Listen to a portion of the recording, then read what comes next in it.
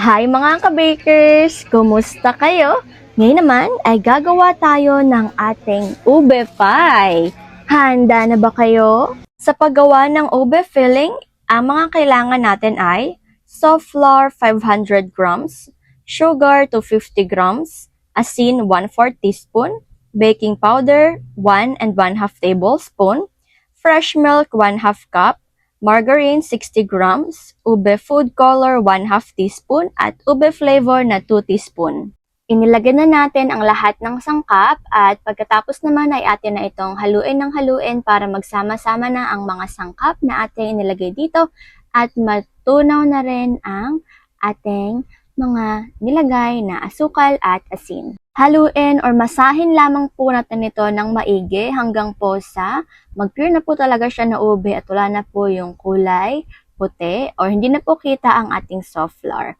Okay, kapag ganito na po siya mga ka-bakers ay okay na nga po ito at atin na nga po itong ilagay sa tabi. Ato na po itong ipa-shape ng circle. Ayan, okay na nga po ito. Atin na po itong ilagay sa lalagyan. At ngayon naman, sa paggawa ng ating crust, ang mga kailangan natin ay bread flour to 50 grams, soft flour to 50 grams, sugar to 50 grams, salt 1/2 teaspoon, baking powder 1 and 1/2 tablespoon, yeast 1 teaspoon, fresh milk 1/2 cup, margarine 60 grams, yellow food color na 1/4 teaspoon. Ilagay na natin ang gatas, asukal, yeast, asin, baking powder. Haluin na natin ito para naman matunaw na ang ating inilagay na asin at asukal. Pagkatapos ay ilagay na natin ang ating yellow food color. Haluin na natin ulit ito. Ilagay na natin ang margarine. Pagkatapos ay atin na nga po itong haluin ng haluin para po matunaw na rin po ang ating inilagay na margarine dito. At atin na nga pong ilagay ang pinagsamang bread flour at ang ating soft flour. Atin na nga po itong i-continue sa paghahalo hanggang po sa maging buo na nga po ito at wala na pong kita na mga soft flour at bread flour na ating inilagay dito. Pwede po natin itong haluin gamit ang ating mga kamay at atin lamang po siyang masahin ng maayos para po mas mabilis po ito na maging crust. Yun. Kailangan po talaga na buo-buo po siya at wala na pong mga hiwa-hiwalay na soft flour or bread flour.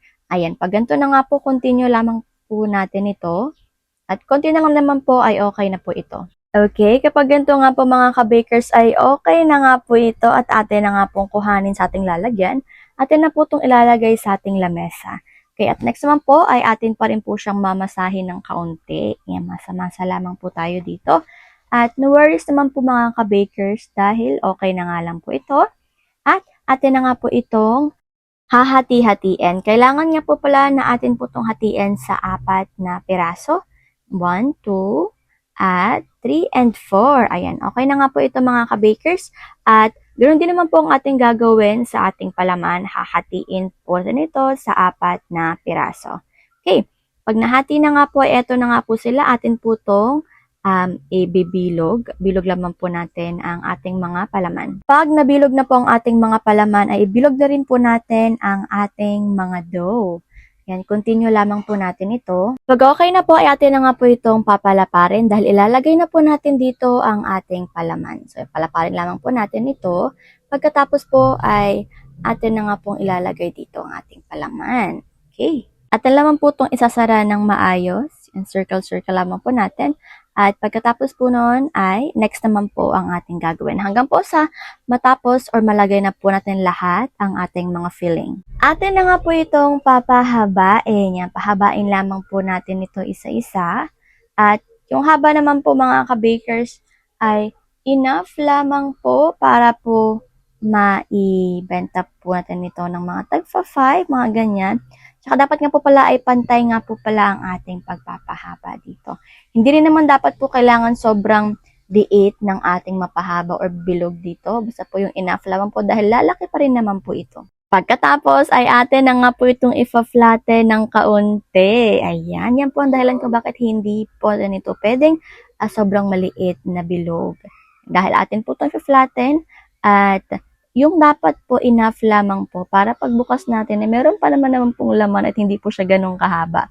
Next naman paglalagay na po tayo dito ng ating design, kukuha lamang po tayo ng ating tinidor. At atin lang po siyang tusok-tusukin. Okay na nga po ito para maipahinga ng 20 minutes. Pagkatapos nga po ng 20 minutes ay okay na nga po ito para mailagyan na po natin ito ng ating egg wash. Depende na po sa inyo kung gaano po kadami ang ating egg wash na inyong ilalagay or inyong ilalagay. At isang itlog nga lang po pala ang aming binati dito. At syempre ready na nga po ito para mailagay na sa ating oven. Ang oven temperature natin sa taas at baba ay 200. At ang baking time naman natin dito ay 20 minutes. Pagkatapos nga po ng 20 minutes ay luto na nga po ito mga ka-bakers. Atin na nga po itong hanguin at atin na nga po itong palamigin. Pag malamig na po ay atin na nga po itong hihiwain. Yung hiwa naman po nito ay kayo na po ang bahala kung gaano po kalaki dahil depende naman po talaga yan sa kung magkano po natin ito ibibenta. Presenting ang ating finished product ng ating ube pie. O, eto na nga po mga ka-bakers ang ating finished product ng ating ube pie na napakasarap naman po talaga. At higit sa lahat, isa nga po ito sa mga mabebenta naman po talaga mga ka-bakers. Kaya naman po mga ka-bakers, gawin nyo na din ha. Eto na po ang ating food for the soul ngayon. 101, 4 verses 9 to 10. Inihayag ng Diyos ang kanyang pag-ibig sa atin nang isugo niya sa mundo ang kanyang kaisa-isang anak upang magkaroon tayo ng buhay sa pamamagitan niya.